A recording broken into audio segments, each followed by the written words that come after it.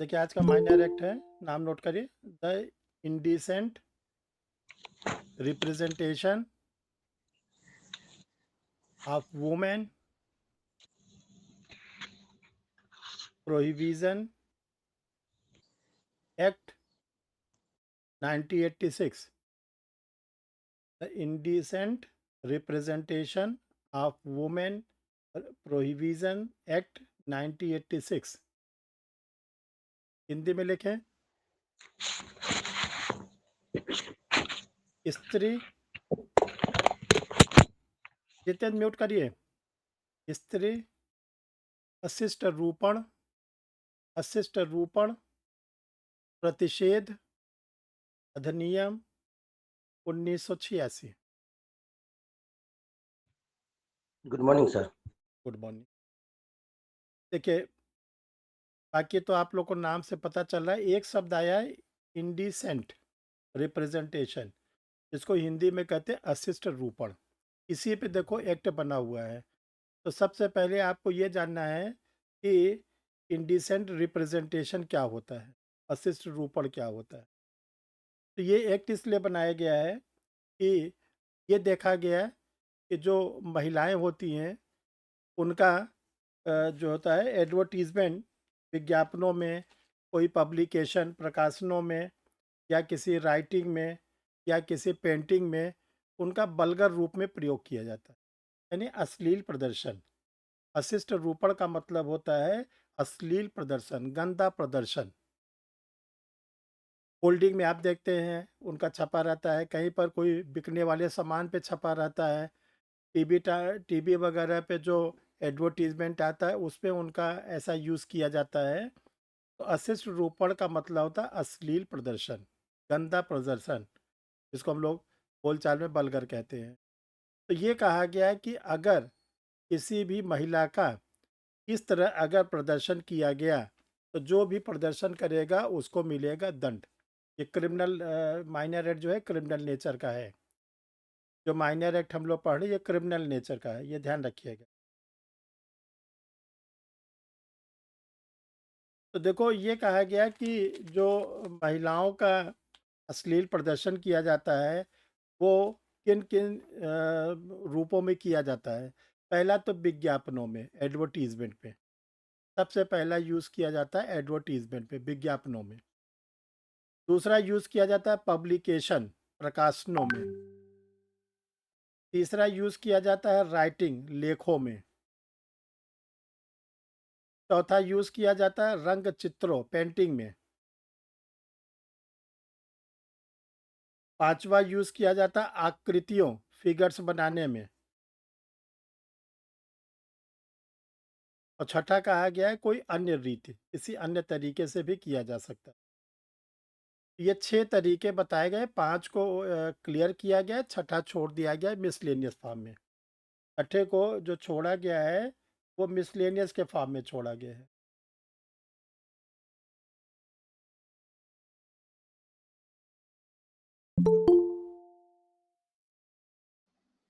प्रणाम सर। आप लोग समय से जुड़ा करिए, हम नहीं देख पाई थे लोग पे हो। Good morning sir. सर नहीं ज्वाइन हो रहा है, कब से कर रहे थे? नमस्ते सर। क्यों नहीं ज्वाइन हो रहा था? सबका तो ज्वाइन हुआ, क्या दिक्कत है? कब से नहीं? चाय गुड नहीं मॉर्निंग पीते? Sir. Good morning sir. Anjali चाय नहीं पीते क्या? सर पिए थे। तब तो ताकत रहनी चाहिए, जिनकी दबाने में कितनी ताकत लगती है। चलो सर नहीं हो रहा था। अच्छा, चलो जल्दी से सुनो सब लोग ध्यान से, अभी जस्ट स्टार्ट किए। देखिए आज जो आप लोग का टॉपिक है फट से नोट करिए, तेजी करिए। The indecent representation, the indecent representation of women prohibition act 1986। The indecent representation of women prohibition act 1986। Hindi में लिखिए, स्त्री अशिष्ट रूपण प्रतिषेध अधिनियम 1986। तो देखो जो ये एक्ट बना हुआ है वो एक शब्द को लेके बनाया गया है। वो शब्द क्या है? Indecent, INDECENT, indecent. इसका हिंदी में नाम क्या है? अशिष्ट रूपण। अशिष्ट रूपण। इसका बोलचाल में क्या समझेंगे? अश्लील प्रदर्शन, भद्दा प्रदर्शन। और किसका भद्दा प्रदर्शन, अश्लील प्रदर्शन? महिला का। तो ये कहा गया है कि ये हमारे पार्लियामेंट के संज्ञान में आया कि 1986 के समय कि जो महिलाएं हैं उनका जो होता है वो गंदा प्रदर्शन, अश्लील प्रदर्शन किया जाता है। और किस रूप में किया जाता है? विज्ञापनों के रूप में, एडवर्टीजमेंट के फॉर्म में। नंबर एक। दूसरा, पब्लिकेशन, प्रकाशनों के फॉर्म में। तीसरा, लेखों, राइटिंग के फॉर्म में। पहला एडवर्टीजमेंट, विज्ञापन। दूसरा, प्रकाशन, पब्लिकेशन। तीसरा, लेखों, राइटिंग। नेक्स्ट, पेंटिंग, रंग चित्रों।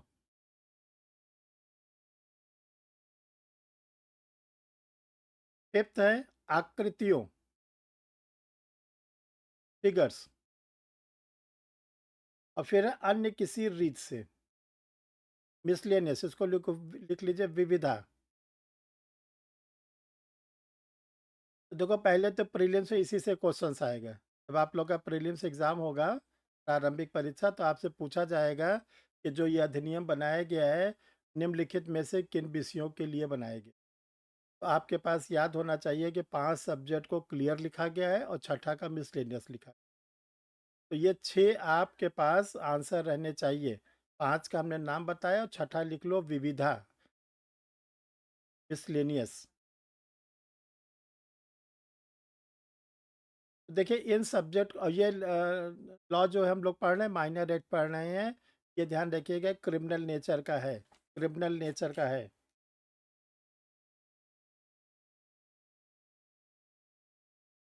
जो एक्ट हम लोग पढ़ रहे हैं, एक्ट नंबर 60, ये 1986 का एक्ट नंबर 60।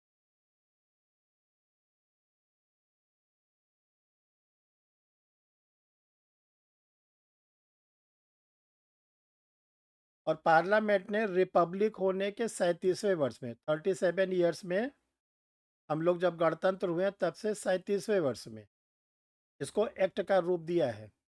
पार्लियामेंट के द्वारा रिपब्लिक होने के 37 ईयर्स में इसको एक्ट का नाम दिया गया है। देखो, जो ये एक्ट है इसमें टोटल 10 सेक्शन है, 10 सेक्शन है टोटल। कोई चैप्टर्स नहीं है, कोई शेड्यूल्स नहीं है, ओनली 10 सेक्शन है इसमें।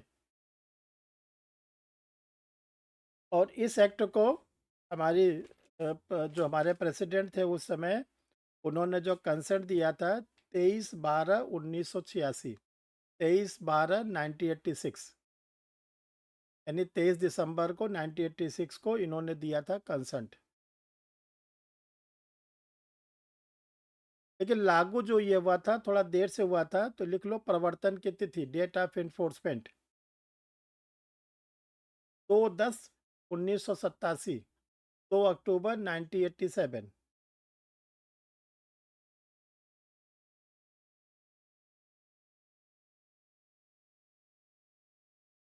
देखिए, जब ये एक्ट बनाया गया था तो उस समय ये जम्मू कश्मीर को छोड़ के होल द इंडिया में लागू किया गया था। इतने चलिए एक एक चीज़ जो बोल रहे हैं, जब ये एक्ट बनाया गया था इसको जेके को छोड़कर, जम्मू कश्मीर को छोड़कर होल द इंडिया में लागू किया गया था, पूरे भारत में।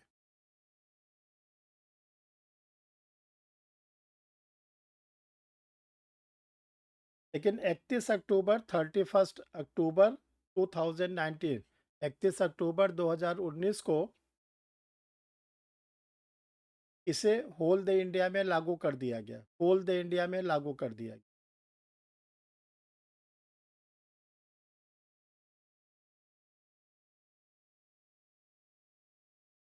देखिए, आप लोग अपनी जानकारी में एक चीज़ रखे रहिएगा, जितने भी एक्ट जेके पे लागू नहीं होते, जितने भी एक्ट जेके में लागू नहीं होते थे, उसके लिए पार्लियामेंट ने एक बनाया था एक्ट, कानून।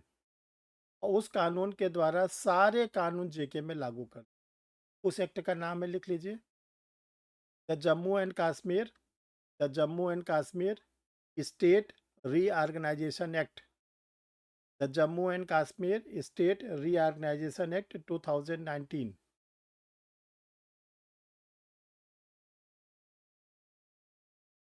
जम्मू व कश्मीर राज्य पुनर्गठन अधिनियम 2019।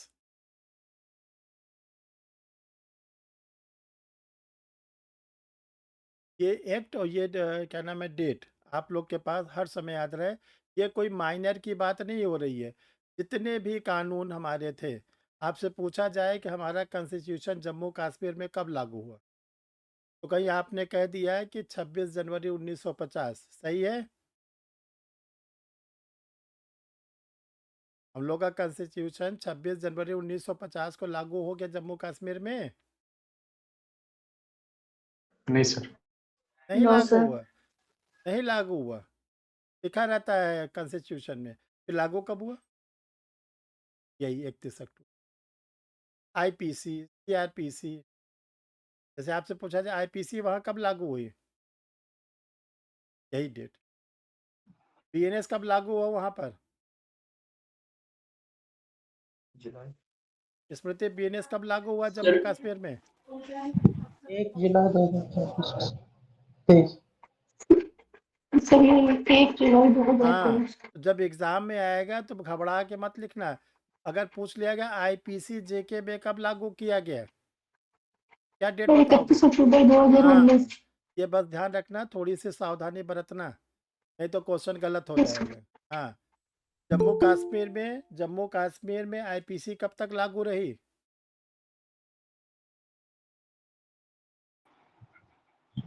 30 2023। सर 30 जून 2023 को। 2023।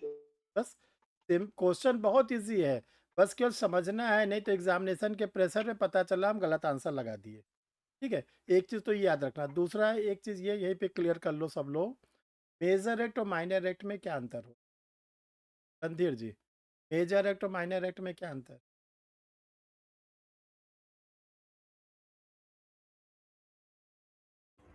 सर माइनर स्पेशल एक्ट होता है। और मेजर? संतोष, मेजर एक्ट माइनर एक्ट में क्या अंतर है? Sir first preference minor act को दिया जाता है, मेजर एक्ट को सेकंड प्रेफरेंस। नहीं, वो तो उसका ताकत हो गई, यानी माइनर ज़्यादा ताकतवर होगा और मेजर कम ताकतवर। हाँ, तो वो जब तुलना, तब दोनों का कंपैरिजन करेंगे तब ना एक्चुअली में होता क्या है माइनर एक्ट और major act difference. RP Singh, जी सर। आइए। वो सर किसी एक पार्टिकुलर सब्जेक्ट पे बना होता है। सौरभ झा, अच्छा, मेजर एक्ट माइनर एक्ट में क्या डिफरेंस है बताइए। सर मेजर एक्ट से मुझे भी लगा है कि मेजर एक्ट जो है वो माइनर एक्ट पे और माइनर एक्ट ओवर रूल करता है मेजर नहीं नहीं, वो तो उसकी प्रेफरेंस हो रही है, बट डिस्टिंग्यूज क्या है ये हमको बताना है। मेजर रेट क्या होता है, माइनर रेट क्या होता है, लोकल लॉस क्या होता है, कस्टमरी लॉ क्या होता है। ये क्लास लिया था कि नहीं इसका कभी आप?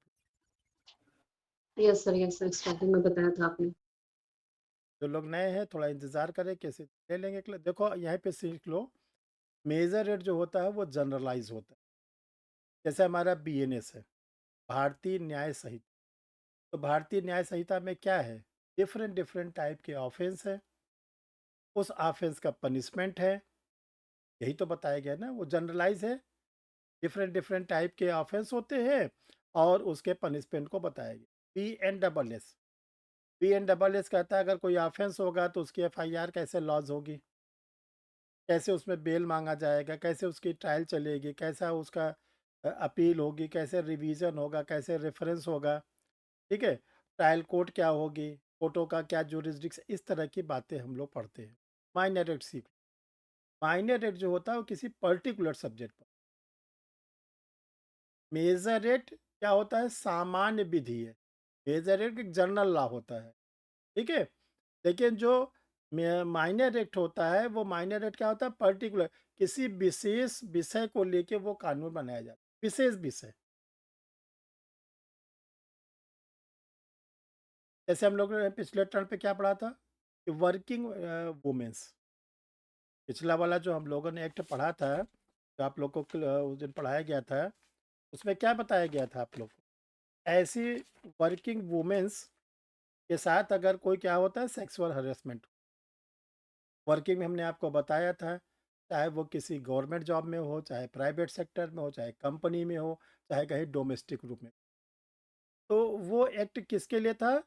वो एक्ट था क्या नाम है उसके लिए, क्या नाम है, वर्किंग वुमेन्स के लिए। आज हम लोग क्या पढ़ रहे हैं? Incident representation. ये वाला माइनर एक्ट किसके लिए है? ऐसी वुमेन्स के लिए है जिसका यूज़ क्या किया जाता है, गंदे रूप में किया जाता है, अश्लील प्रदर्शन करने के लिए किया जाता है। और कौन करता है? कोई कंपनी करती है, कोई क्या नाम है एडवर्टीजमेंट कंपनी करती है, या कोई व्यक्ति कर सकता है, कुछ भी कर सकता है। तो माइनर एक्ट ध्यान रखना, बस एक शब्द में बताना कि माइनर एक्ट जो होता है वो पर्टिकुलर सब्जेक्ट पर, जैसे SC ST एक्ट, उसका विषय किससे है? ओनली SC और ST से, और किसी से उसको कोई लेना देना। डाउरी प्रोविजंस केवल डाउरी से रिलेटेड है और उसका कोई मतलब नहीं है। जेजे एक्ट, जुवेनाइल जस्टिस, यानी जो लोग किशोर हैं, 18 साल के नीचे हैं, उनका कोई मामला होगा वो जेजे एक्ट में। तो जितने भी माइनर एक्ट होते हैं इसको लिख लो अपने कॉपी में। मेजर एक्ट जो होता है वो जनरल टॉपिक पर होता है।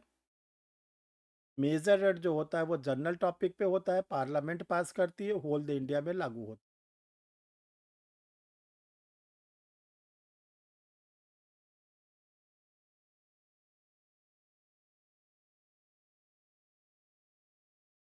होल द इंडिया में लागू होता है।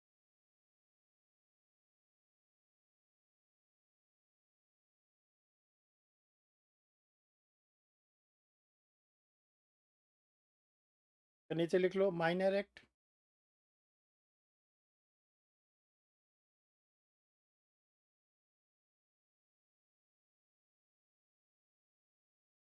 किसी पर्टिकुलर टॉपिक पर होता है। माइनर एक्ट किसी पर्टिकुलर टॉपिक पर होता है।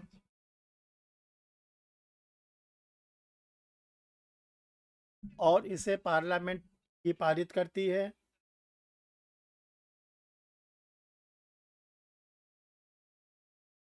और यह भी होल इंडिया में लागू होता है।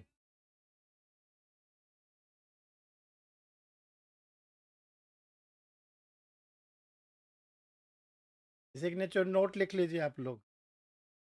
मेजर एक्ट माइनर एक्ट में कभी भी प्रेफरेंस देना होगा। मेजर एक्ट और माइनर एक्ट में कभी वरीयता देना होगा। माइनर एक्ट को वरीयता दी जाए, प्रेफरेंस जो है माइनर एक्ट को दिया जाए।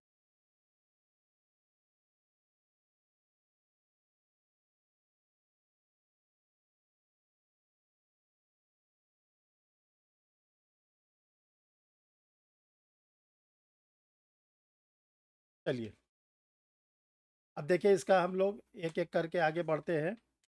Section number 1। सेक्शन नंबर 1 कहता है शॉर्ट टाइटल, एक्सटेंट और कमेंसमेंट। तो जो इस एक्ट का नाम है आपको बता दिया गया है। और ये एक्ट जो है कहाँ है? होल द इंडिया में है। जिसमें बना था वो जेके को छोड़कर होल द इंडिया में था, बट प्रेजेंट टाइम में ये होल द इंडिया में। ये एक चीज़ ध्यान रखिएगा। और जो ये इन्फोर्स किया गया है, वो जो इन्फोर्स किया गया है 2 अक्टूबर 1987 को, 2 अक्टूबर 1987 को। अब इसका जो सेकंड क्लास आता है सेक्शन नंबर 2। सेक्शन नंबर 2 में क्या है? इसकी डिफिनेशन दी गई है और 6 वर्ड्स है, 6 वर्ड्स है। इसको जरा आप लोग लिखो फट से। सेक्शन 2 परिभाषा 6 वर्ड, 3 कॉलम बना लीजिए।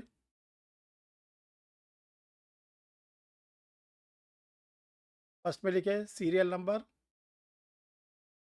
दूसरे में लिखे सब्जेक्ट,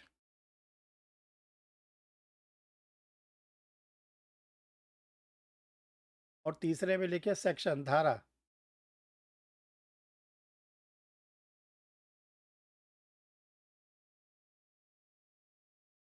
नंबर 1, एडवर्टीजमेंट, विज्ञापन।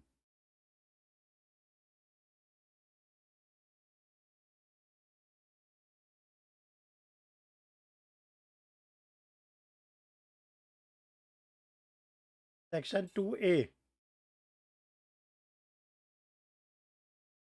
नंबर 2, डिस्ट्रीब्यूशन, वितरण। डिस्ट्रीब्यूशन, वितरण, 2B।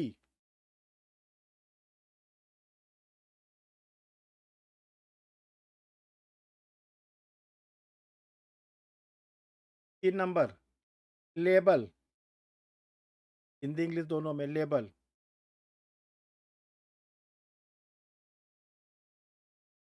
सेक्शन, एक सेकंड, 3 पे भी लेबल नहीं, 4 पे लेबल रहेगा, 4 पे लेबल रहेगा। 4 लिख लो, फिर 3 लिखवा दे रहे, 4 पे लिखो लेबल, 2D।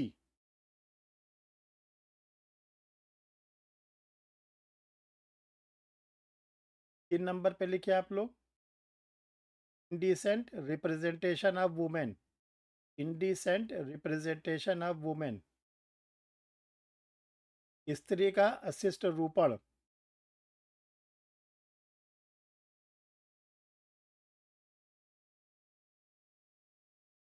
आप लिख करके लिख लो, इस स्त्री का अश्लील चित्रण।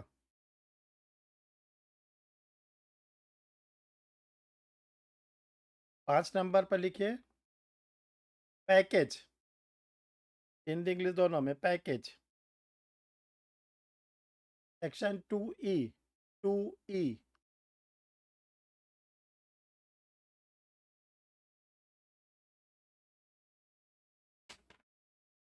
6 नंबर पर लिखिए विहित, प्रिस्क्राइब्ड। विहित, प्रिस्क्राइब्ड।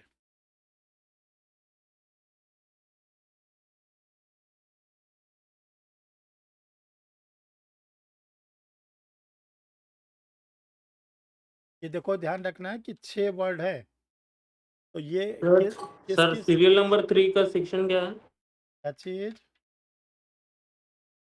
Serial number 3। 2D।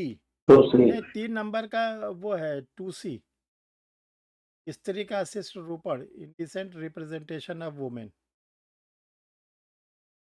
चलिए, सेक्शन नंबर 3। देखो, सेक्शन नंबर 3 का टाइटल है prohibition of advertisement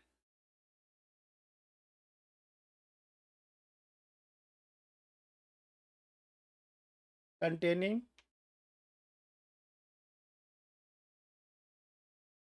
indecent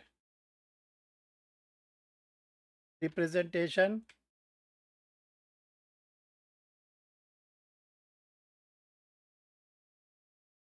of women।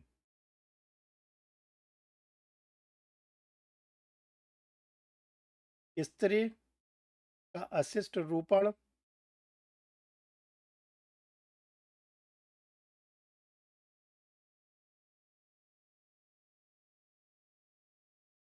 अंतर्विष्ट करने वाले,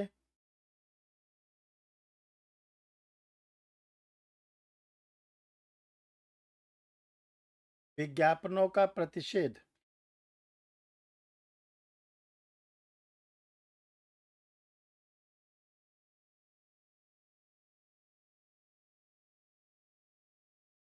देखो, पहले तो ये बोला गया है, कोई भी व्यक्ति किसी भी कोई ऐसा विज्ञापन नहीं करेगा, कोई ऐसा विज्ञापन न तो एडवर्टाइज करेगा, न तो उसको पब्लिश करेगा, न तो उसको किसी लेबल, कोई पैकेट वगैरह होता है, पैकेट पर नहीं चिपकाएगा, और ना उसका कोई स्टिकर बनवाएगा, ना उसका कोई हैंडबिल बनवाएगा। ये सारी चीज़ निषिद्ध किया गया। देखो, जो एडवर्टीजमेंट का तरीका होता है, एडवर्टीजमेंट का क्या तरीका है?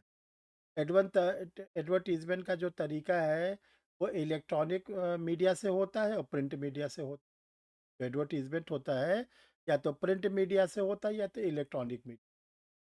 प्रिंट मीडिया में क्या होता है कि जैसे पोस्टर छपवा दिया गया, बैनर छपवा दिया गया, ठीक है, उस पर लेबल छिपवा दिया गया और पैकेट पे चिपका दिया।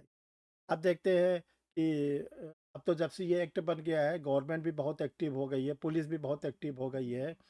जिस समय ये एक्ट बना था, पता ही चलता था कि शहरों में जो बड़े-बड़े चौराहे होते हैं, जहाँ पर भीड़ लगती है, जहाँ पर क्या होता है लाइट वगैरह रहती है, लोगों को रोका जाता है, ट्रैफिक को रोका जाता है, यानी हर व्यक्ति वहाँ पे 2-3 मिनट के लिए रुकता है, जब रेड लाइट हो जाती है, ठीक है? तो वहाँ पर क्या होता है, बड़े-बड़े होल्डिंग लगा दिए और चारों तरफ लगा दिया। और जो लगाया जाता था, उसमें क्या होता था कि एडवर्टाइज़मेंट किसी भी चीज़ का हो रहा है, लेकिन उसमें क्या है, किसी लेडीज़ की फ़ोटो लगा दी। अच्छा, फ़ोटो लगाना कोई ख़राब तो है नहीं, लेकिन फ़ोटो जो लगाया गया, वो कैसा लगाया गया? इंडिसेंट रिप्रेजेंटेशन, यानी अश्लील प्रदर्शन। या तो उसको गंदे कपड़े में दिखा दिया गया, शॉर्ट कपड़ों में दिखा दिया गया, किसी तरह जो है, तो होता क्या था, हर व्यक्ति का अट्रैक्शन उधर जाता था, ठीक है? तो ये कहा गया है कि होल्डिंग के रूप में, पंपलेट के फॉर्म में, पोस्टर के फॉर्म में, कोई स्टिकर के फॉर्म में आप ऐसा नहीं, पहले मना किया जा रहा है, ये सब्सटेंटिव फॉर्म में, और नहीं मानोगे तो अभी आगे बताया जा रहा है क्या हो रहा है। और इसके साथ साथ जो इलेक्ट्रॉनिक मीडिया है, इलेक्ट्रॉनिक मीडिया का सबसे बड़ा जो है वो क्या है, जो टीवी पे न्यूज़ वगैरह आती है। आप देखते हैं टीवी पे न्यूज़ आ रही है, टीवी पे कोई फिल्म आ रही है, टीवी पे कोई सीरियल आ रहा है, और बीच में कोई ऐसा एडवर्टीजमेंट, ठीक। तो ये कहा गया कि मना किया गया है कि ऐसा मत करना।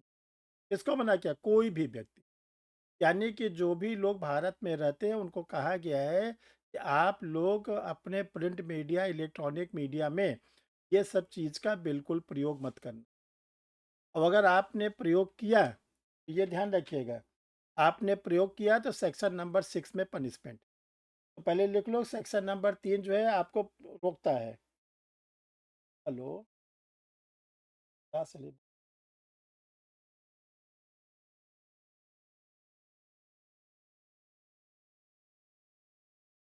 तो पहले तो ये सब्सटेंटिव फॉर्म में रोका गया है, ठीक है?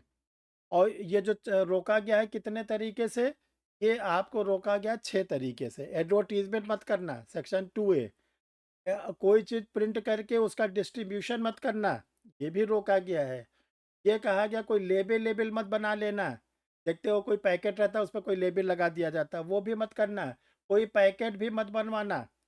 और ये कहा गया है कि किस चीज़ का, तो उसके लिए आपसे कहा गया है स्त्री का अशिष्ट रूप। ये काम नहीं करना है, तो आप लोग शॉर्ट फॉर्म में लिख लो कि इलेक्ट्रॉनिक मीडिया और प्रिंट मीडिया दोनों के द्वारा लोगों को मना किया गया है कि इंसिडेंट इंडिजेंट रिप्रेजेंटेशन, स्त्री का अशिष्ट रूपेण का विज्ञापन नहीं करोगे, न तो पब्लिकेशन करोगे, न तो डिस्ट्रीब्यूशन करोगे, और ना उसका कोई लेबल बनवाओगे, ना उसका कोई पैकेट बनवाओ, ठीक है? ये क्या किया गया है? रोका गया है। अब अगर कोई नहीं माना तब सेक्शन 6 में पनिशमेंट, तो सेक्शन नंबर 6 में उसका पनिशमेंट बताएगा। जरा एक सेकंड आप लोग बैठे रहिए।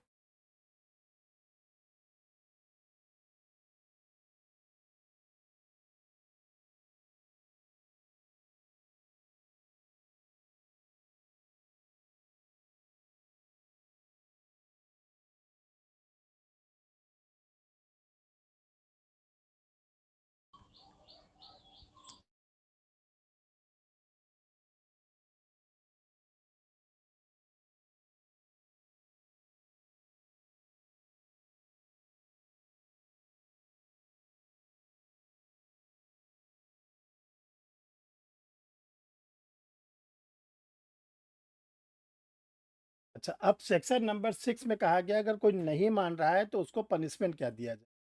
तो उसका पनिशमेंट जो है, ध्यान रखिएगा, 2 पार्ट में है, प्रथम पार्ट और सेकंड पार्ट।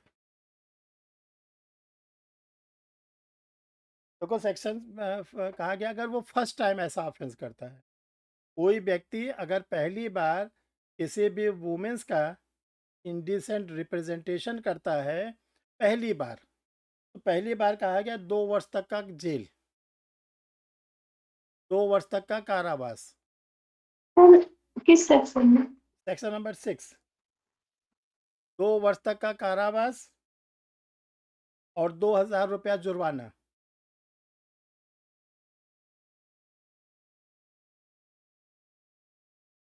फर्स्ट टाइम करता है। अगर सेकंड टाइम या सब्सिक्वेंट यानी दूसरी बार करता है या आगे तीसरी, चौथी, पांचवी बार करता है, तो उसके लिए लिख लेना सेकंड टाइम और सब्सिक्वेंटली, पश्चातवर्ती। तो उसमें जो सजा होगी 6 महीने से लेकर 5 वर्ष तक, 6 महीने से लेकर 5 वर्ष। और जो फाइन लगेगा 10,000 रुपए से 1,00,000 रुपए।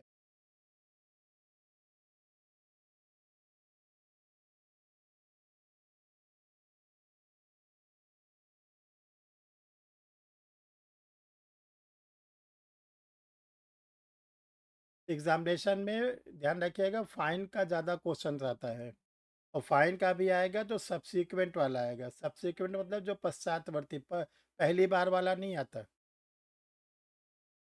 जैसे अगर कोई चोरी दूसरी बार करता है तो कितना पनिशमेंट दिया जाएगा Abdul?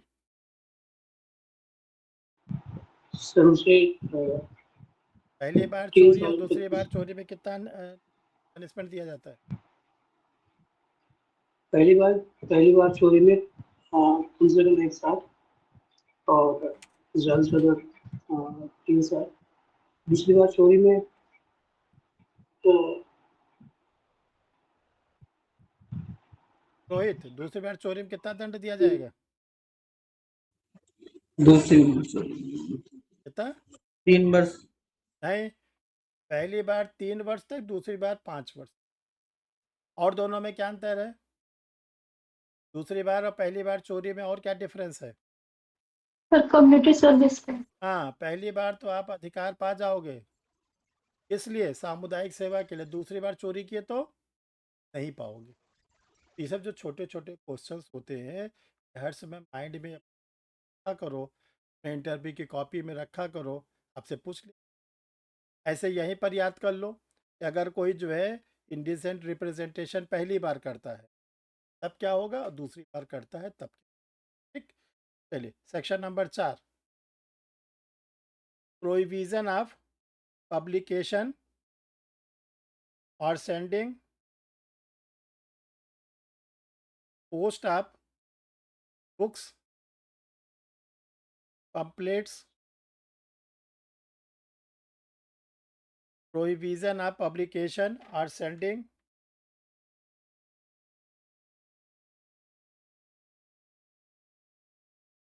post of books, pamphlets, etc. containing indecent representation of women.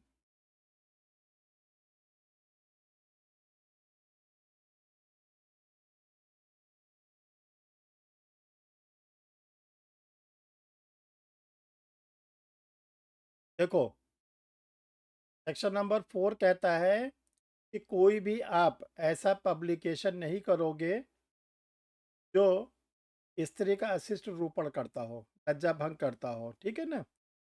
और इसमें क्या क्या नहीं करोगे? पहली बात, कोई बुक नहीं बनाओगे, कोई किताब नहीं बनाओगे, पुस्तक पहला मना किया। दूसरा कहा गया पंपलेट, कोई पुस्तिका नहीं बनाओगे। तीसरा कहा गया पेपर, कोई कागज पत्र नहीं बनाओगे। फोर्थ में कहा गया स्लाइड नहीं बनाओगे, कोई स्लाइड नहीं बनाओगे। फिफ्थ में कहा गया कोई फिल्म नहीं बनाओगे। सिक्स में कहा गया राइटिंग, लेख नहीं बनाओगे, लेख राइटिंग। नेक्स्ट, ड्राइंग नहीं करोगे, रेखा चित्र ड्राइंग नहीं करोगे। नेक्स्ट, पेंटिंग, रंग चित्र नहीं बनाओगे। फोटोग्राफ, फोटो चित्र नहीं बनाना है। रिप्रेजेंटेशन रूपण नहीं करना है, आकृति फिगर नहीं बनाना है,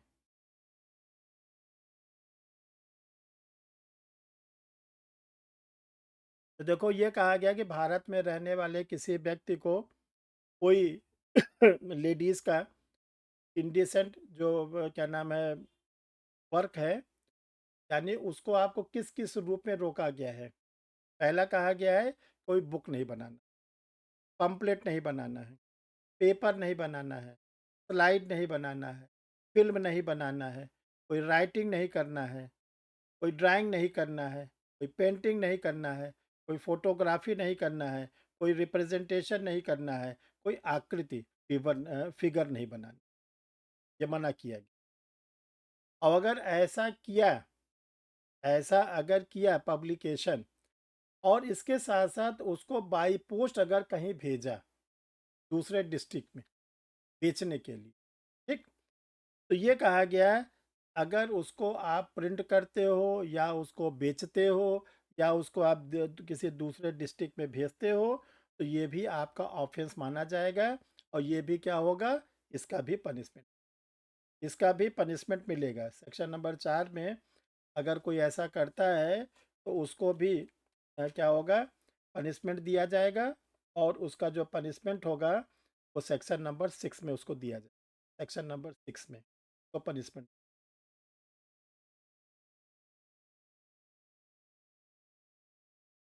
सेक्शन 6 में जो पनिशमेंट है वो ध्यान रखिएगा, वो सेक्शन नंबर 3 और 4 दोनों का पनिशमेंट उसी सेक्शन में है, तो पनिशमेंट दिया जाएगा।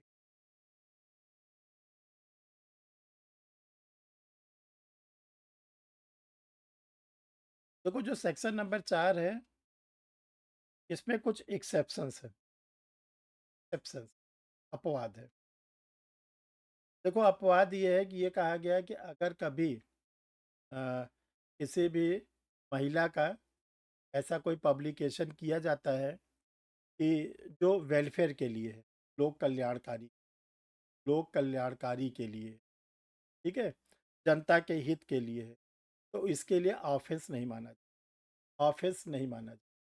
जैसे एक मान लीजिए विज्ञापन छपता है कि नवजात शिशु जो बच्चे हो वो माँ का ही दूध पिए, ठीक है, माँ के लिए एक विज्ञापन छापा जाता है और उसको पब्लिश भी किया जाता है पम्पलेट के रूप में, हैंडबिल के रूप में, उसको स्लाइड बनाई जाती है, उसकी फिल्म बनाई जाती है, सब कुछ बनाया जाता है और उसमें एक माँ को अपने बच्चे को दूध पीते हुए दिखाए, तो ये क्या नाम है, ऑफेंस है।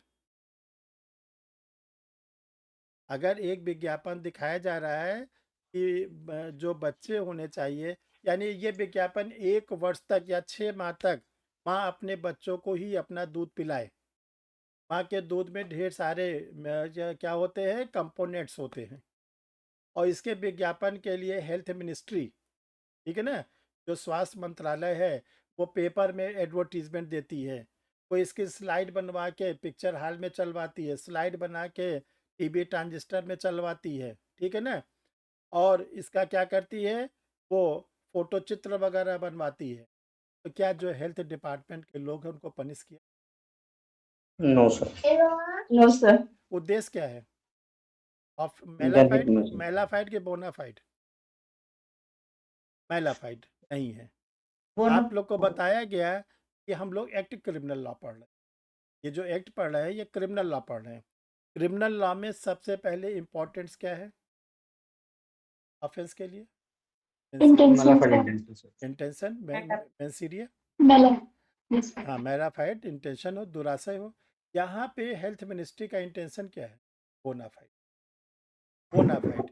जनता को जागरूक करना। हाँ, यानी कि जो क्या नाम है, बच्चे को जन्म देने वाली माँ है और लोगों को ये जागरूक करना कि नवजात जो शिशु होते हैं उनको कम से कम 6 महीने तक अगर माँ का दूध पिलाया जाए तो वो जो होता है उसमें ढेर सारे कंपोनेंट, जैसे बायोलॉजी की बुक्स वगैरह है, आप लोग पढ़ते हैं अगर देखे होंगे, तो बायोलॉजी की बुक्स वगैरह में क्या ढेर सारे ऐसे फिगर छपे रहते हैं। मेडिकल साइंस है, मेडिकल साइंस में तो सारे आर्गन्स के फोटो छपे, तो जो मेडिकल साइंस की बुक को प्रिंट कर रहा है, या जो क्लास 10th की 11th की 12th की बायोलॉजी की बुक को प्रिंट कर रहा है, उसमें तो ढेर सारे लेडीज़ के ऐसे फिगर्स भी छपे रहते हैं, मेडिकल साइंस में तो और छपे रहते। तो क्या उसको पनिशमेंट मिलेगा? नहीं नो सर। मिलेगा, क्योंकि जो वो प्रिंट किया है वो किसके लिए किया है? For study, educational point of. क्योंकि अगर जिसको उस फील्ड में जाना है, जिसको अगर डॉक्टर बनना है, तो जब तक वो ऑर्गन्स की जानकारी नहीं समझेगा तो वो क्या करेगा? खासकर जिसको गायनाकोलॉजिस्ट बनना है, स्त्री रोग विशेषज्ञ, उसको तो सब ऑर्गन्स की जानकारी होनी चाहिए ना, कि लेडीज़ के ऑर्गन्स के क्या क्या डेवलपमेंट होते हैं, क्या क्या उसमें प्रॉब्लम्स आती है, तभी तो वो एक अच्छा डॉक्टर बन पाएगा। क्या गायनाकोलॉजिस्ट लेडीज़ ही होती है? जेंट्स भी होते हैं? तो जेंट्स भी होते हैं। बहुत ढेर सारे जेंट्स हैं। ये कल हिंदी बेल्ट में होते हैं लेडीज़ डॉक्टर, कि लेडीज जाए लेडी डॉक्टर के पास। अदरवाइज आप जैसे बड़े हॉस्पिटल जाओगे, मैक्सिमम डॉक्टर आपको जेंट्स मिले, गायनेकोलॉजिस्ट। अब ये क्वेश्चन उठता है, अगर वो डॉक्टर बनने के समय एमबीबीएस कर रहा है, जो भी कोर्स कर रहा है, अगर वो सब नहीं पढ़ेगा तो सीखेगा कैसे? अब जैसे आप लॉ पढ़ते हो, अगर आप लॉ पढ़ते हो तो आपको रेप के बारे में मालूम होना चाहिए ना, तभी आप अच्छे वकील बन पाएंगे, आप एपीओ बन पाएंगे, पब्लिक प्रोसिक्यूटर जज बन पाएंगे ना। तो अगर आपको लॉ का टीचर रेप के बारे में पढ़ा रहा है, या आप रेप के बारे में पढ़ रहे हो, या आप नोट्स बना रहे हो, या बेयरेट छप रहा है, या टेक्स्ट बुक छप रही है, उसमें लिखा हुआ है कि किसी लेडीज़ के साथ सेक्सुअल ऑफेंस हो, ये सब जो शब्द है, तो क्या ये जो टेक्स्ट बुक छप रही है, टीचर पढ़ा रही है, आप पढ़ रहे हो, या आप नोट्स बना रहे हो, तो कोई ऑफेंस कर रहे हो आप? नहीं कर रहे। No sir. ये फॉर एजुकेशनल पार्ट। तो जो सेक्शन नंबर 4 है, इसमें कहा गया कुछ पब्लिकेशन को छूट, और किस कंपनी पब्लिकेशन को छूट है? जो बोनाफाइड हो, जैसे हमने आपको हेल्थ मिनिस्ट्री का, उसमें छूट है। हमने आपको बताया कि जो बायोलॉजी के स्टूडेंट होते हैं, वो की किताबों में सब लिखा भी रहता है, चित्र। मेडिकल साइंस में आप जाओगे, एमबीबीएस, वहाँ तो फिर ब्रॉड स्केल पर ये सब चीज़ें रहती है, ठीक है। वहाँ पर तो लेडीज़ का पोस्टमार्टम भी आपको कराया जाता है, वो लेडीज़ को तो बिल्कुल नेकेड रखा जाता है, तभी तो पोस्टमार्टम कर। जेंट्स का भी पोस्टमार्टम हो, तो पोस्टमार्टम कपड़ा पहन के होगा कि नेकेड करके किया? तो अगर वो कुछ किया जा रहा है, उसकी स्लाइड बनाई जा रही है बच्चों वहाँ के एमबीबीएस एमएस करने वालों को, तो कोई ऑफेंस है? No offence. इसको आप लोग लिख लो एक्सेप्शन में, कि अगर कोई भी लेडीज़ का इंडिसेंट रिप्रेजेंटेशन, अश्लील प्रदर्शन जो है, वो बोनाफाइड रूप में किया जा रहा है, तो उसको हम लोग अश्लील प्रदर्शन नहीं कहें, पहले तो ये ध्यान, बल्कि वो बोनाफाइड कहें।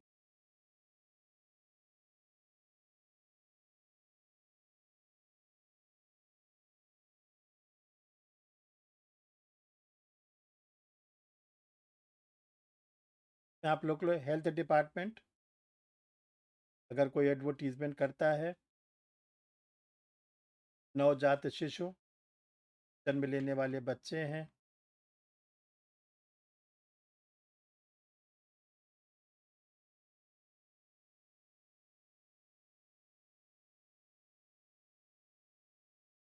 उनको माँ का दूध पिलाता हुआ कोई फ़ोटो छापी जाती है,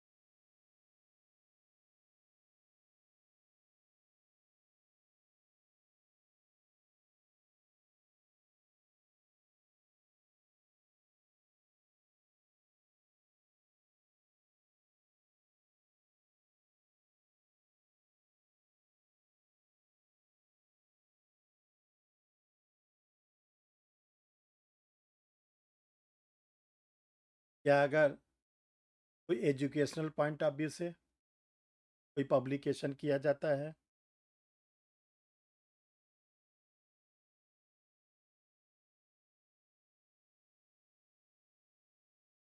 तो वो भी ऑफेंस नहीं होगा।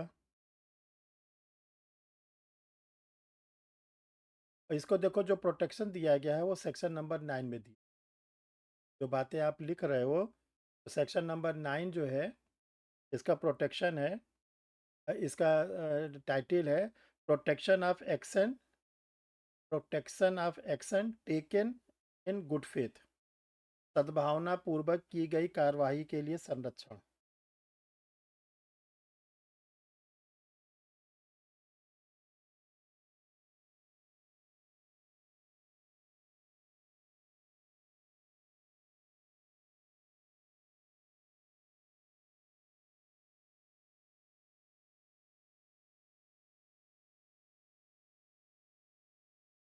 सेक्शन नंबर 5 यहीं डालिए, powers to enter and search, प्रवेश करने के लिए और तलाशी लेने के लिए शक्तियां। Powers to enter and search, प्रवेश करने और तलाशी लेने की शक्तियां।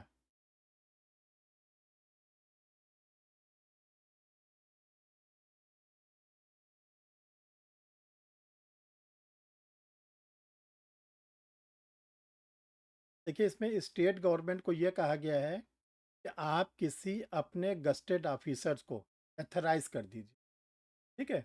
और जनरली इसमें ध्यान रखिएगा एग्जीक्यूटिव मजिस्ट्रेट एथराइज्ड होते हैं, कार्यपालक मजिस्ट्रेट, उनको एथराइज कर दीजिए। आपके ज़िले के भीतर अगर कोई ऐसा व्यक्ति है जो किसी वुमेंस का इंडिसेंट रिप्रेजेंटेशन करने के लिए वो क्या कर रहा है, ढेर सारे पब्लिकेशन छाप के रखा हुआ है, पोस्टर छाप के रखा है, बैनर छाप के रखा है, होल्डिंग छाप के रखा है, पंपलेट छाप के रखा है, ठीक है, स्लाइड बना के रखा है, कंप्यूटर में भर के रखा हुआ है। अगर आपको ये पता चलता है, स्टेट गवर्नमेंट को कहा गया है कि आप अपने किसी भी गस्टेड ऑफिसर्स को एथराइज कर दीजिए। और क्या एथराइज कर दीजिए उस गस्टेड ऑफिसर्स को, कि जो आप जिस पोस्ट पे हो वो पोस्ट तो आपके पास रहेगी, एडिशनल आपको चार्ज दिया जा रहा है।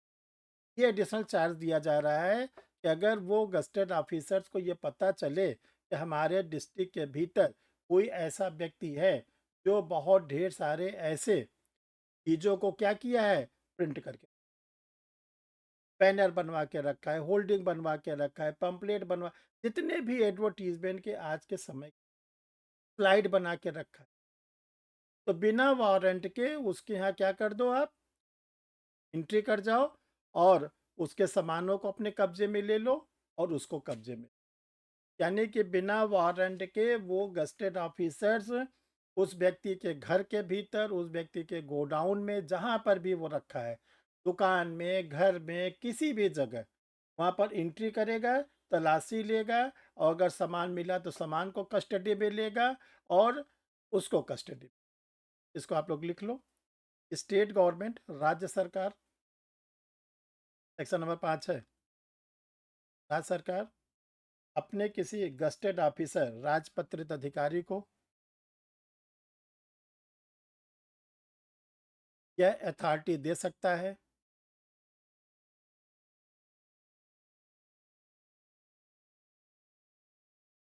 अगर उसके जिले के भीतर, के डिस्ट्रिक्ट के भीतर कोई व्यक्ति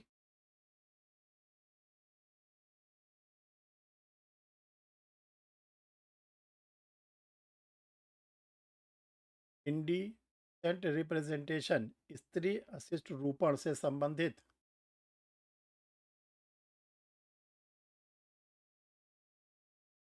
कोई भी प्रिंटिंग मटेरियल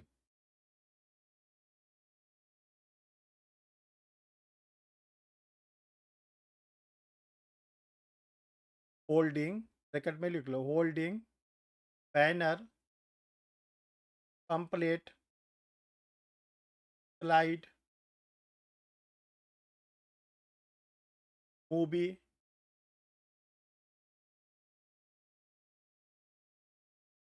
एक्सेट्रा रखा है, तो वहाँ पर वह प्रवेश करेगा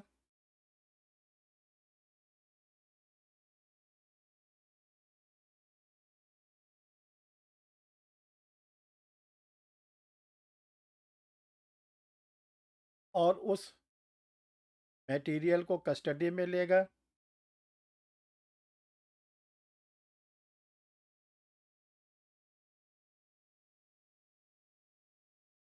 और उस व्यक्ति को कस्टडी में लेगा।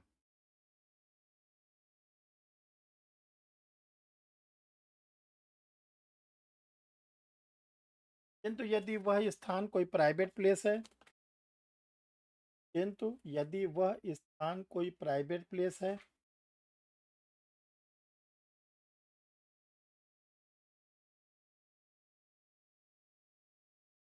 तो नियरेस्ट मजिस्ट्रेट से BNSS के सेक्शन 97 ब्रैकेट में ओल्ड CRPC के सेक्शन 94, ओल्ड CRPC के सेक्शन 94, BNSS के सेक्शन 97 के अंतर्गत वारंट प्राप्त करेगा, वारंट प्राप्त करेगा, तब उस प्लेस पर एंट्री करेगा।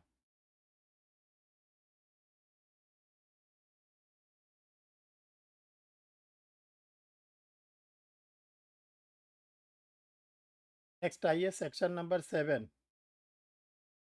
ऑफेंस बाय कंपनीज, कंपनियों द्वारा अपराध।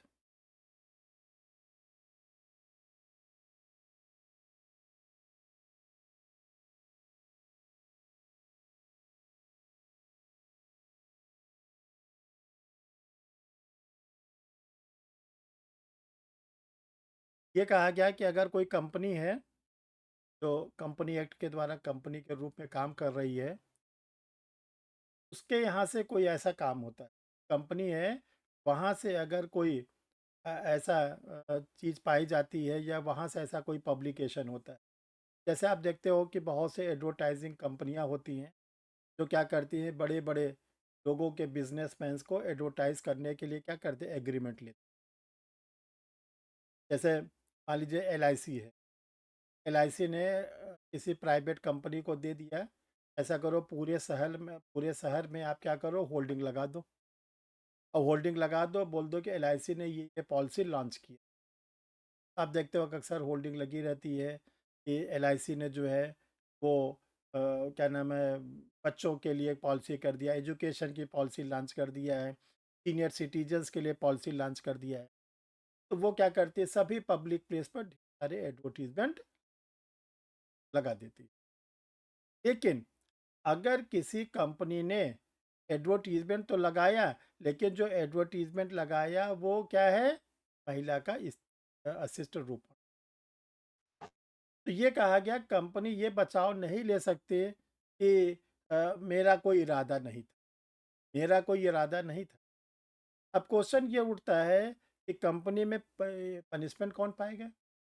तो कंपनी में देखो क्या होते हैं, डायरेक्टर होते हैं या कंपनी के मैनेजर होते हैं, कंपनी के सिक्योरिटी होते हैं, यानी जो अथॉरिटी है, जिसको भी अथॉरिटी दी गई है, वो अथॉरिटी इसके लिए क्या होगा, उसको पनिशमेंट मिलेगा। वो ये बचाव नहीं लेगा, नहीं ले सकता कि मेरी कंपनी ने ऐसा नहीं किया। केवल उसको एक बचाव ये है कि जो ये मेरी कंपनी की ओर से एडवर्टीजमेंट किया गया है, ठीक है ना, वो मेरी जानकारी में नहीं, मेरी जानकारी में नहीं, मुझे कोई इसका टेंडर वगैरह नहीं मिला था, ऐसे ये एडवर्टीजमेंट किया गया है, तब तो वो बच सकता है। अदरवाइज उसका कोई भी जो भी अथॉरिटी है वो बचेगा नहीं। तो लिखिए आप लोग, यदि कोई कंपनी, सेक्शन नंबर 7, यदि कोई कंपनी कोई ऐसा एडवर्टीजमेंट करती है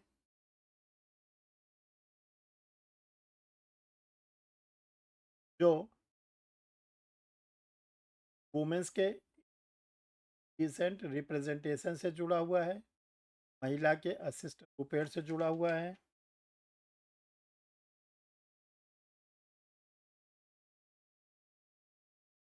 इसके लिए उस कंपनी को रिस्पॉन्सिबल बनाया जाएगा।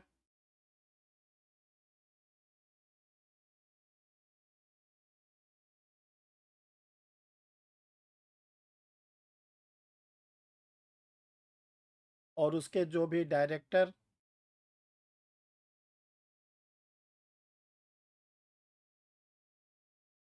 मैनेजर, निर्देशक, प्रबंधक, सेक्रेटरी, सचिव,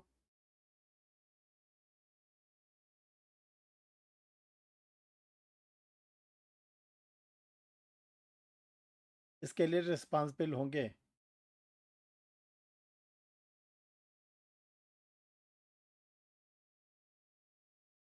पैरा चेंज करिए। लेकिन यदि ये अथॉरिटी ये साबित कर देता है, लेकिन ये अथॉरिटी ये साबित कर देता है कि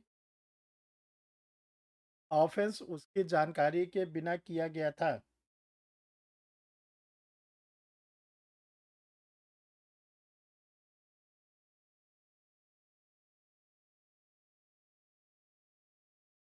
तब उसे रिस्पॉन्सिबल नहीं बनाया जाएगा।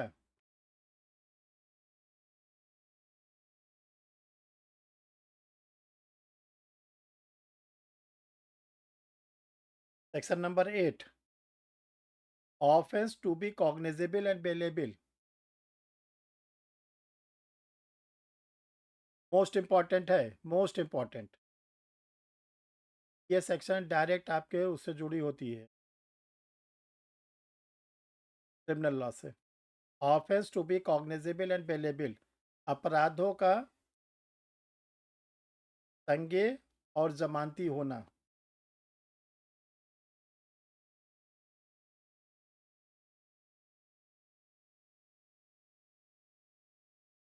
तो ये कहा गया है कि जो ये ऑफेंस है, जो भी एक्यूज बनाया जाएगा, जो भी अभियुक्त बनाया जाएगा, जो विक्टिम होगा उसको क्या करना पड़ेगा? कॉग्निजेबल ऑफेंस है, तो कॉग्निजेबल का मतलब है कि उसको थाने पर एफआईआर कर, पहली चीज। और कॉग्निजेबल ऑफेंस है तो पुलिस क्या कर सकती है? उस एक्यूज को अरेस्ट भी कर सकती है। वो चीज़ आप लोग को मालूम ही है। तीसरी चीज है कि अगर वो कस्टडी में आ गया एक्यूज या कोर्ट में सरेंडर कर दिया, तो ये बेलेबल ऑफ। तो लिखो आप लोग नंबर 1। नंबर 1, इस ऑफेंस की विक्टिम को पुलिस स्टेशन पर एफआईआर लॉन्च करानी होगी एक्यूज पर्सन के।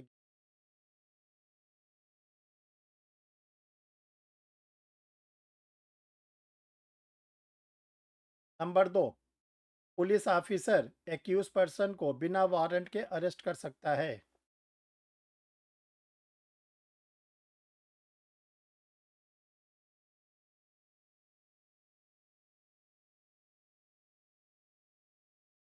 Number 3, accuse person police station से या मजिस्ट्रेट से जमानत की मांग अधिकार के रूप में कर सकता है, मैंडेटरी फॉर्म में।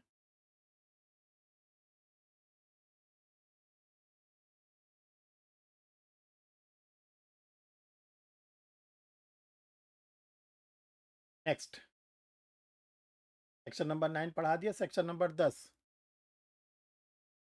Power to make rules. Power to make rules, नियम बनाने की शक्ति।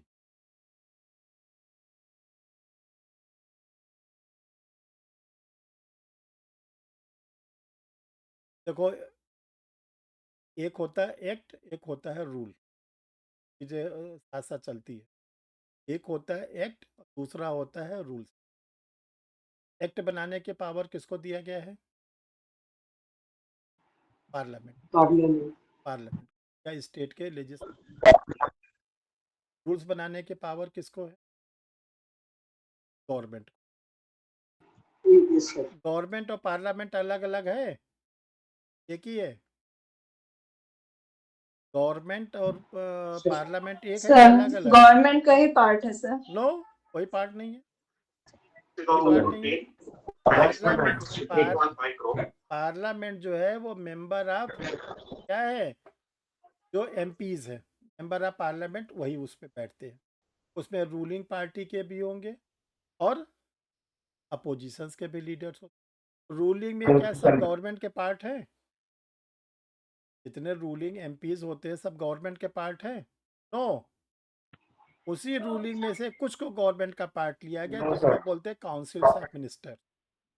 तो पार्लियामेंट में क्या होते हैं? Councils of minister plus MPs. तो एमपीज में क्या? रूलिंग पार्टीज के एमपीज प्लस अपोजिशन पार्टी के MP। ये होता है वो। तो देखो, एक्ट बनाने की पावर दिया गया है पार्लियामेंट। संसद जो होता है वो कानून बना, ठीक। तो जो संसद कानून बनाता है उस पे ये ध्यान रखना। अब आता है यहाँ पर एडमिनिस्ट्रेटिव लॉ, जो आप लोग के बिहार जुडिस। एडमिनिस्ट्रेटिव लॉ है क्या? एडमिनिस्ट्रेटिव लॉ है कि एग्जीक्यूटिव बॉडी को ये राइट्स दिया गया है, कार्यपालिका को ये अधिकार दिया गया है, आप संसद द्वारा किसी बनाए गए कानून पर आप रूल्स बना सकते हैं, बाई लॉज बना सकते हैं, उस पर आप कोई क्या कर सकते हैं? रेगुलेशन बना। रेगुलेशन ये बनाएगा कौन? गवर्नमेंट। यहाँ पर कहा गया है कि सरकार ने तो बना दिया कानून, अब सेंट्रल गवर्नमेंट को ये पावर दिया गया है कि आप चाहो तो इसके लिए कोई अलग से रूल्स बना, ठीक, रूल्स बना दो। तो ये कहा गया कि कभी भी अगर सेंट्रल गवर्नमेंट जो एक्ट हम लोग पढ़ रहे हैं इस पे कोई रूल्स बना दे, रूल्स का मतलब होता है, ये ध्यान रखना, कि जो एक्ट बना है वो तो सेक्शन नंबर 9 में दिया गया, 2 3 5 6 7 8 9 खत्म। अब 10वां सेक्शन कोई जो है वो एक्ट का पार्ट नहीं है। 10वां जो सेक्शन है ये पावर दिया गया है गवर्नमेंट को, तो वो चाहे तो इस एक्ट पर कोई रूल्स बना। रूल्स का मतलब है किसी सेक्शन को और बड़ा बना दे, इंटरप्रिटेट कर दे, और भी चीज़ें जोड़ दे, ठीक है। तो ये कहा गया कि जो हमारी सेंट्रल गवर्नमेंट है वो चाहे तो इस एक्ट के रेफरेंस में कोई रूल्स बना सकते। ध्यान समझो, जो रूल्स बनाएगी उसको हाउस में रखना जरूरी है। आपके द्वारा बनाए गए रूल्स को तुरंत लागू नहीं किया जाएगा, हाउस में लाए, और हाउस में दोनों हाउस में लाया जाएगा, लोकसभा राज्यसभा दोनों। ये कहा गया अगर हाउस रन कर रही है तो 30 डेज के अंदर हाउस पास करे। अगर मान लो हाउस रन नहीं कर रही या रन की, हाउस का टाइम खत्म हो गया, जब सेकंड हाउस आएगी फिर। यानी कि जब रूल्स को पार्लियामेंट भी अप्रूव कर देगी, पार्लियामेंट भी अप्रूव कर देगी, तब वो रूल्स क्या बन जाता है? Part of the law. President के सिग्नेचर, प्रेसिडेंट के सिग्नेचर हो। तो देखो, जो हम लोग का एक्ट बनता है, एक्ट में से ही निकाला जाता है रूल्स। एक्ट में से ही रूल्स कौन निकालेगा? Central government. सेंट्रल गवर्नमेंट में कौन आता है? Councils of minister including prime minister. Councils of minister including prime minister. जैसे लोग कहते हैं मोदी की सरकार, तो मोदी का सरकार का मतलब क्या है? कि प्राइम मिनिस्टर इंक्लूड है, प्रधानमंत्री तो है ही है, प्लस उनके काउंसिल। वो क्या करेंगे? इस पर रूल्स बनाए, कैबिनेट का डिसीजन। कैबिनेट का डिसीजन लेने के बाद इस रूल्स को फिर हाउस में रख, हाउस अगर उसको पास कर देती है, ऑर्डनरी बिल की तरह ट्रीट होगा रूल्स को, तब प्रेसिडेंट के टेबल पे जाएगा, प्रेसिडेंट जब उसको बना देंगे तो वो रूल्स। तो आप लोग बेयर एक्ट देखना, तो इसी के जहाँ एक्ट खत्म हो उसी के बाद रूल्स लगा हुआ है, बेयर एक्ट में लगा रहता है कि गवर्नमेंट ने क्या क्या इस पर रूल्स बनाया है। तो बस आपको यहाँ पे ये जानना है, यहाँ पे रूल्स बनाने की पावर जो दिया गया है वो सेट। रूल्स पढ़ने की ज़रूरत नहीं है, वो आपके सिलेबस में नहीं आता है। ये नहीं कि आप बेमतलब अपना समय खराब कर रहे हैं। आपको केवल एक्ट पढ़ना है, सेक्शन 1 से लेके 10। देखो, बहुत ही इजी है, आसानी से ये समझ में आ जाता है। ये एक्ट केवल और केवल बनाया गया है कि जो वुमेन्स है उनका, अगर कोई ऐसा उनका प्रदर्शन करता है, कोई कंपनी करता है, कोई व्यक्ति करता है, कोई फर्म करती है, उसको पेनलाइज, दंड देना। क्यों? Article number 14, article number 15, article number 18, article गरिमा से जीने। भाई, महिला को भी तो गरिमा से जीने, उसका प्रदर्शन नहीं करना अधिक है। ये चीज़ ठीक है, क्लियर है। कल आप लोग को कोई नया ऐसे तो 5-6 एक्ट आप लोग को सब करा देते हैं। अब आप लोग की ड्यूटी है किसी पैटर्न पे और एक्ट फटाफट कर डालना। फिर आप लोग को हम करा देते हैं केस लॉज, करंट केसेस और लीडिंग केस। टाइम टेकन लगेगा, कम से कम 10-12 दिन के। तो इसके बाद जाके आप लोग अपना जो है हायर जुडिशियल है वो जिसका बी.एड पढ़ने का तरीका केवल ये होता है, ध्यान रखना। माइनर का बी.एड पढ़ने का तरीका है कि पहले तो ये जान लो वो किस ऑब्जेक्ट को लेके बनाए, किस ऑब्जेक्ट को लेके। ऑब्जेक्ट आपको पता चल गया, फिर आपको ये देखना है कि जो ये ऑब्जेक्ट बनाया गया है इसमें किसको किसको हम लोग दंड दें। ठीक, उस अथॉरिटी को पकड़ो। फिर आपको ये देखना है सेक्शन नंबर 2 बहुत ही इंपॉर्टेंट होता है, उसमें आप देखो कितने वर्ड्स हैं और किस किस सेक्शन। फिर आप ये देखो कि ये बेलेबल ऑफेंस है कि नॉन बेलेबल ऑफेंस है, कॉग्निजेबल ऑफेंस है कि नॉन कॉग्निजेबल, कंपाउंडेबल ऑफेंस है कि। अब जैसे आपसे पूछ लिया जाए ये कंपाउंडेबल है कि नॉन कंपाउंडेबल, जो अभी पढ़ा है जस्ट, समनीय है कि अशमनीय है, सेक्शन में तो लिखा नहीं है। सेक्शन में तो कहीं पर भी इसका जिक्र नहीं किया गया है। ठीक है, सेक्शन नंबर केवल 8 कहती है कि ये क्या होगा, कॉग्निजेबल होगा, बेलेबल। क्वेश्चन ये आता है कि ये क्या है, कंपाउंडेबल है कि नॉन कंपाउंड। अभी हमने वर्किंग वुमेन्स वाला पढ़ा था, तो वो कंपाउंडेबल है कि नॉन कंपाउंडेबल?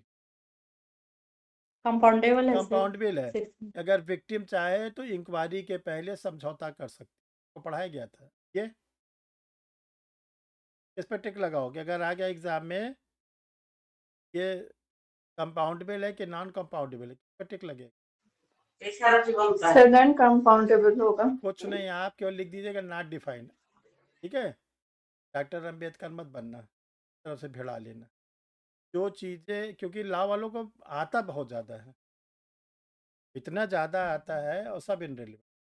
जो चीज़ें कहीं डिस्क्राइब नहीं किया, या तो ऑनरेबल सुप्रीम कोर्ट किसी केस लॉ में कहा हो तब आप बोलो, नहीं तो आप क्या टिक लगाओगे, नॉट डिफाइंड, तब तो बच गए। और कहीं आपने दिमाग भिड़ाया गए काम से।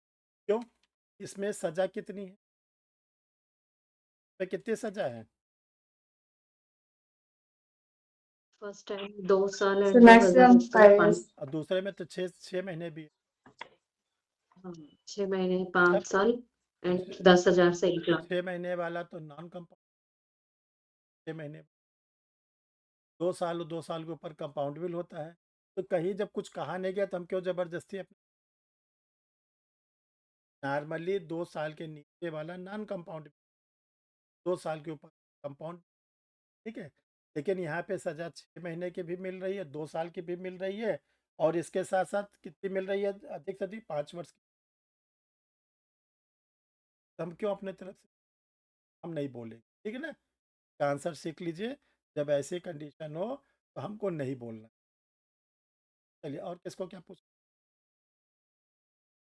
सर इस एक्ट में क्या महिला की कंसेंट मायने रखती है? क्या चीज़ कर, मतलब सर अगर महिला कंसेंट देती है तब भी ऑफेंस, ऑफेंस होगा?